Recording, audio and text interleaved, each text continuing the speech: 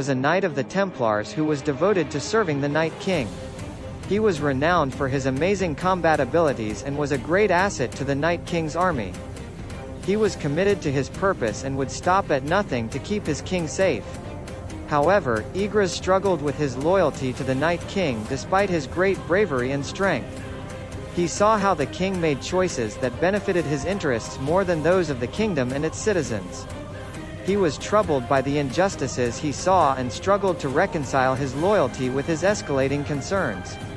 Igris was faced with a difficult moral decision when he had to decide whether to obey the Night King's commands or stand up for what he thought was right. As he watched the civilians being slaughtered in front of him, he felt a surge of anger and righteousness. He turned his back on the Night King and joined the citizens with a devastated heart.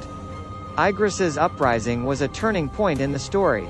He had come to understand the value of his morality and principles and was unwilling to follow someone who was doing something wrong out of sheer blind obedience.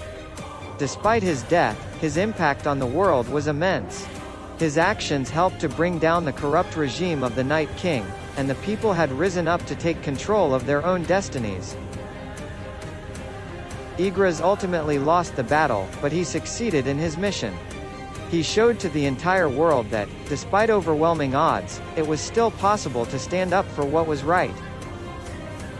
The kingdom was never the same again, and Igris's name would be remembered for generations to come as a hero who had fought for what was right.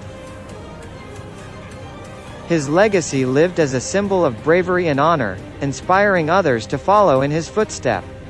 Igris had an enormous influence on the world despite his death.